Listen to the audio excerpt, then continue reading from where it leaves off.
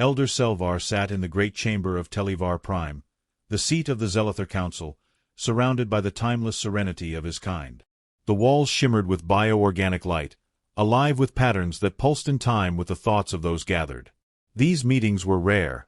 The Zelither, an ancient species, needed little governance. Their mastery over existence rendered conflicts and crises virtually obsolete. Until now.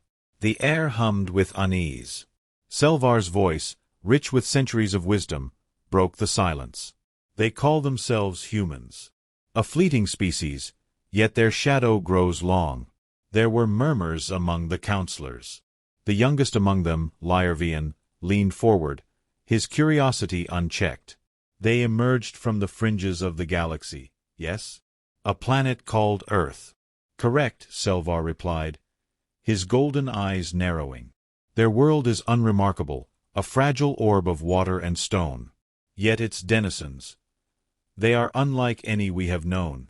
The Council's eldest, Vaseth, emitted a low resonance of disapproval. They are reckless. Their expansion into the stars has been marked by destruction.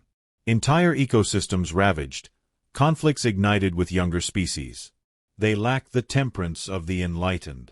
Selvar gestured with a hand, the motion calm yet deliberate. Reckless, yes. But clever. Resourceful. We would be foolish to ignore their rise. A projection appeared before them, cast by the living light of the chamber.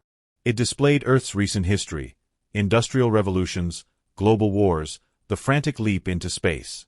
The images of towering, angular constructs, battleships, elicited a collective shiver from the Council. Unlike the Zelither's elegant, symbiotic starcraft, these ships were cold, metallic monstrosities, bristling with weapons. Their purpose was unmistakable: war. Lyervian's voice wavered with a mixture of awe and concern. Such violence, such disregard for harmony. How can they sustain themselves? They sustain themselves by embracing conflict, Selvar said gravely. Every struggle sharpens their resolve. Every failure births innovation. They have turned adversity into their greatest strength. The Council grew silent, the implications weighing heavy. Selvar allowed the pause to stretch, ensuring every mind present grasped the gravity of what he would say next. They have begun to encroach upon our spheres of influence. It is no longer a matter of observation. We must decide how to act. Vasetha's resonance deepened, carrying a note of defiance. Surely, they cannot threaten us. Our knowledge spans millennia. Our ships are alive, attuned to the very fabric of existence.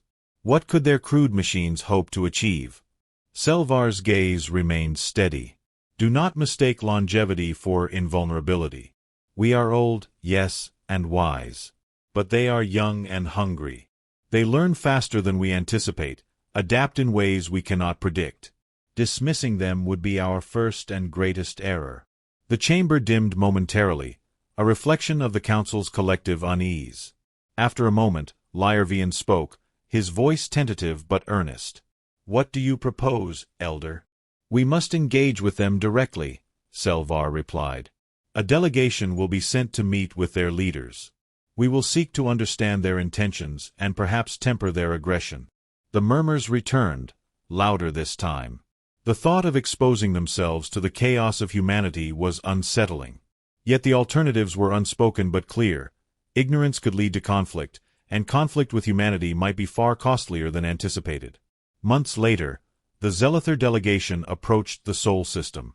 Their vessel, a shimmering, semi-organic craft, glided through the void with the grace of a living being. It pulsed with soft bioluminescence, a stark contrast to the steel monstrosities awaiting them near Earth's orbit. Selvar stood at the vessel's observation chamber, watching as humanity's fleet came into view. The battleships were unlike anything he had ever seen. Massive, angular, and bristling with weaponry, they exuded an aura of raw, unrestrained power. Where Zelither ships were crafted for harmony and endurance, these were designed for one purpose: domination. A voice emerged from the ship's living interface, smooth and melodic. Elder, we are being hailed. On screen, Selvar commanded, his tone calm despite the unease stirring within him. A human face filled the projection. The figure was clad in a dark uniform, adorned with insignias that Selvar did not recognize but understood instinctively to signify authority. The human's eyes were sharp, calculating. Selvar felt the weight of their scrutiny. "This is Admiral Elena Cross of the United Earth Alliance," the human said, her voice steady and firm. "You are entering Earth's sovereign space. State your intentions." Selvar inclined his head, a gesture of respect. "Greetings, Admiral Cross. I am Elder Selvar of the Zelither Council. We come in peace, seeking dialogue with your leaders." There was a pause, the Admiral's expression unreadable. Then, she nodded. "Very well. You will follow our escort to the designated meeting point. Any deviation will be considered an act of hostility." The projection faded, and the ship's interface hummed softly, reflecting the tension in the chamber. Lyervian, who had accompanied Selvar on this mission, stepped forward, his youthful curiosity tempered by caution. "Their tone is aggressive." "It is their way," Selvar said. "They perceive strength as a virtue and caution as weakness. We must tread carefully." As the Zelither vessel followed the human escort, Selvar allowed himself a moment of reflection. He had seen much in his centuries of life, but never had he encountered a species so driven by defiance. Humanity was not merely a challenge to the Zelither's supremacy. They were a mirror, reflecting what the Zelither might have been had they chosen a different path. The journey ended in Earth's orbit, where a massive station awaited. The Zelither delegation prepared to board, their minds heavy with the knowledge that this meeting could shape the future of the galaxy. As they stepped onto the station, the humans who greeted them stared with open curiosity and thinly veiled suspicion. Selvar met Admiral Cross in a chamber that was utilitarian to the point of severity. No grandeur, no ceremony, only efficiency. The human extended a hand, a gesture Selvar understood from his studies. He mirrored it, his movements fluid and deliberate. The Admiral's grip was firm. "Let's see if peace is possible," she said. Selvar inclined his head, his voice calm but resolute. "Peace is always possible. But it requires understanding. Let us begin." Though the words were spoken with diplomacy, Selvar knew that this was only the beginning. Peace was a fragile thing, and humanity was anything but fragile. The battleships loomed, silent sentinels of metal and power, their jagged hulls reflecting the distant glow of a yellow sun. From the observation deck of the Zelither vessel, Elder Selvar studied them, his expression impassive but his thoughts a storm. To him, they seemed more than mere constructs. They were declarations of humanity's defiance, cold monuments to a species that refused to be subdued by the forces of the universe. Lyervian, standing at his side, could not hide his unease. "They are grotesque, brutal in form, with no regard for balance or beauty." Selvar turned his gaze to his younger companion. "And yet, Lyervian, do they not serve their purpose perfectly? A thing need not be beautiful to be extraordinary." The young Zelither frowned, unsure how to respond. The elder often saw meanings where others did not, but this time, Lyervian could only see chaos and violence in the stark lines and sharp edges of the human ships. His unease deepened as the human's flagship drifted closer, its weapons ports glowing faintly with restrained energy. "Elder," the ship's interface murmured, its voice a tranquil contrast to the moment. "A transmission from the human vessel. Shall I relay it?" "Proceed," Selvar replied. Admiral Cross appeared again, her face as stern as before. The backdrop behind her, a command center alive with activity, was a testament to humanity's relentless energy. "Elder Selvar, we have reviewed your request for dialogue. You will be granted an audience with the Council of Allied Systems. Until then, you will remain under escort." Selvar inclined his head in acknowledgement. "Your vigilance is noted, Admiral. We respect your caution." Cross's eyes narrowed slightly. "Respect is earned, Elder. And humanity has learned not to take strangers at their word." The transmission ended abruptly, leaving Lyervian to glance uneasily at Selvar. "They distrust us deeply. They seem to view every interaction as a test of strength. Because strength has been their currency for survival," Selvar said. "To them, it is a language. And we must learn to speak it." The Zelither vessel drifted in uneasy proximity to the human fleet. From within its living walls, Selvar and Lyervian examined data feeds relayed from their biosensors. The battleship's power output was staggering, each capable of leveling entire cities with a single barrage. Humanity had built weapons not merely to defend but to assert dominance over any adversary. Lyervian broke the silence, his tone edged with disbelief. Why such excess? Why build machines that threaten the very balance of existence? Selvar's voice was calm, though his words carried a weight that silenced further protests.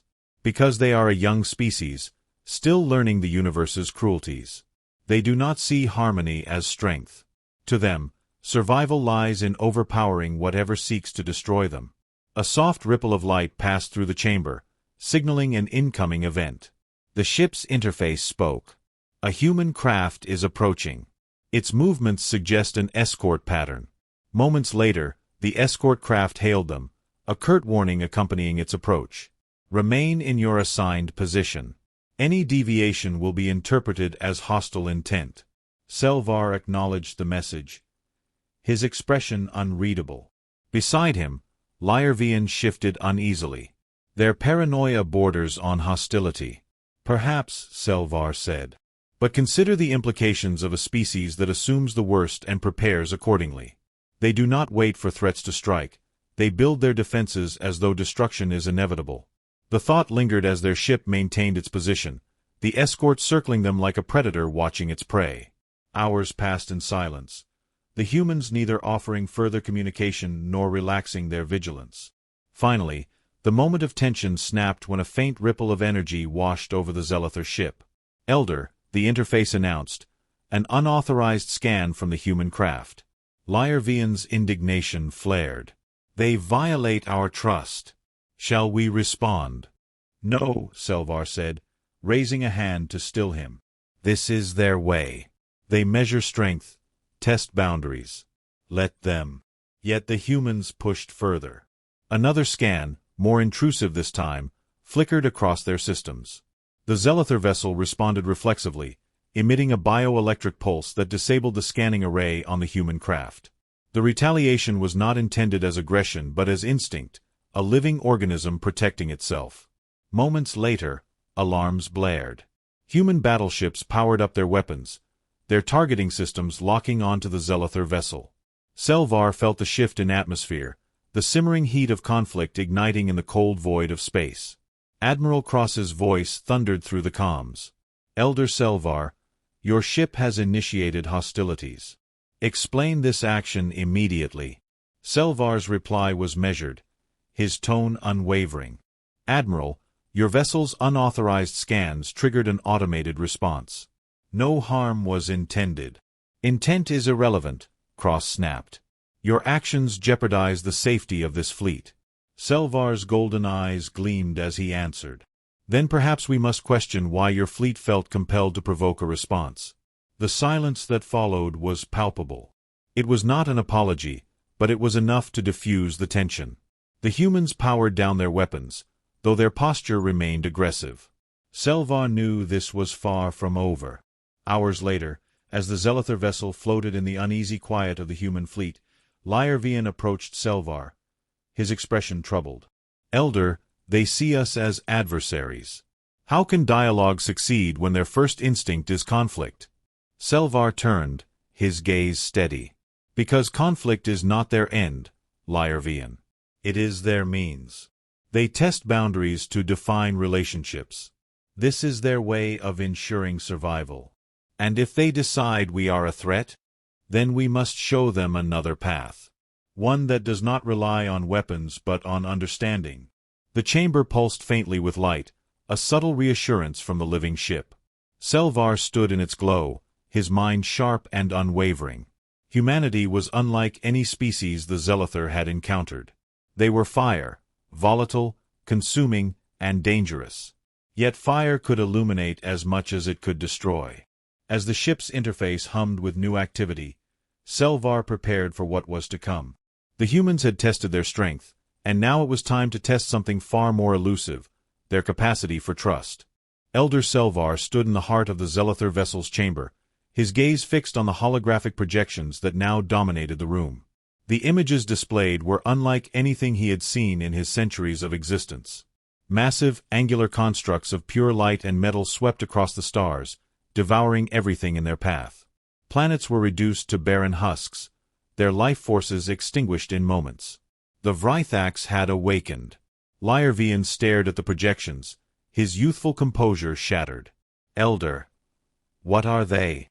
Selvar's voice was grave, his usually steady tone carrying the weight of ancient knowledge. "A remnant of a forgotten war. The Vrythax are synthetic beings, designed to eradicate organic life. They are not alive, not in any sense we understand. They are machines, self-perpetuating and insatiable. And they have returned," Lyervian said, his voice trembling. "Why now?" Selvar did not answer immediately. His thoughts turned inward, to ancient records buried deep within Zelither history.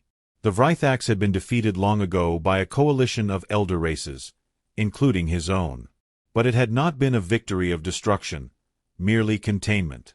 Time, it seemed, had weakened that containment. Before Selvar could respond, the ship's interface spoke, its voice calm yet insistent. "Incoming transmission from the human fleet." Selvar nodded, and Admiral Cross's face appeared once more. This time, her expression was neither guarded nor hostile. It was grim. Behind her, the human command center buzzed with urgent activity, officers shouting data reports and commands. "Elder Selvar," she began without preamble, "we've received the same readings you have. The Vrythax fleet is advancing. They've already consumed 2 systems on the outer rim. If their trajectory holds, they'll reach inhabited space within weeks." Lyervian stepped forward, his tone incredulous. "You knew of them?" Cross's eyes narrowed slightly. "We've had traces, ancient records, anomalies near containment zones. But we didn't know what we were dealing with until now." She turned her gaze back to Selvar. "This is no longer a matter of diplomacy. This is survival." Selvar inclined his head, his expression calm despite the storm within him. "You believe humanity is prepared to face such a threat?" "We don't have a choice," Cross replied. "And neither do you. If the Vrythax reach our worlds, it won't just be humanity that falls. They'll consume everything, including your kind." The silence that followed was heavy, broken only by the hum of the ship. Lyervian's unease spilled over. "Elder, this is folly. The humans are our best chance," Selvar interrupted, his voice cutting through the room. He turned to Admiral Cross. "What do you propose?" Cross's expression hardened, her voice taking on the commanding tone of a battle-hardened leader.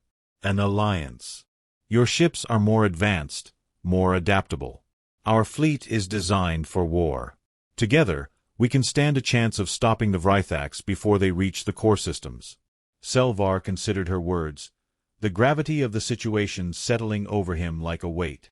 For centuries, the Zelither had prided themselves on their detachment from conflict, their reliance on harmony and understanding. But the Vrythax could not be reasoned with. They were beyond diplomacy, beyond compromise. Against such a foe, even the Zelither's wisdom was insufficient. "Very well," Selvar said finally. "We will join forces. But understand this, Admiral, our methods differ. If we are to succeed, we must find a balance between your strength and our knowledge." Cross nodded, her sharp features softening just slightly. "Agreed. I'll have my officers transmit fleet coordination protocols. We don't have much time." The transmission ended, and the room was left in a tense silence. Lyervian turned to Selvar, his voice low but urgent. "Elder, can we trust them? They are impulsive, driven by conflict. What if their alliance leads to disaster?" Selvar placed a hand on Lyervian's shoulder, a rare gesture of reassurance. "Trust is a fragile thing, Lyervian, but it must begin somewhere. The humans are not perfect, but they are not without merit. Their resilience, their willingness to fight for survival, may be the very qualities we need to overcome this threat." Lyervian said nothing, though his expression betrayed his doubt. Selvar turned back to the holographic projections, where the Vrythak's fleet continued its relentless march across the stars. The Elder knew the road ahead would be fraught with challenges, but for the first time in centuries, he felt the stirrings of something he had thought long dormant: hope. Days later, the combined Zelither-human fleet assembled near the edge of contested space. It was an uneasy union. The Zelither's organic vessels moved with an almost sentient grace, their living forms pulsating with soft light. The human battleships, by contrast, were cold and unyielding, their engines blazing with raw power. On board the command station of the lead Zelither vessel, Selvar and Lyervian observed the integration efforts. Human officers worked alongside Zelither envoys, sharing data and strategies. The contrast between their approaches was stark. Where the Zelither sought precision and efficiency, the humans thrived on improvisation and adaptability. Admiral Cross arrived via shuttle, her presence commanding the room's attention. She wasted no time, addressing Selvar directly. The Vrythaks will reach the first inhabited system in 3 days. We need to intercept them before they can gain a foothold. Selvar nodded. We have analyzed their movement patterns. They operate as a swarm, overwhelming their targets with sheer numbers. If we are to succeed, we must disrupt their cohesion.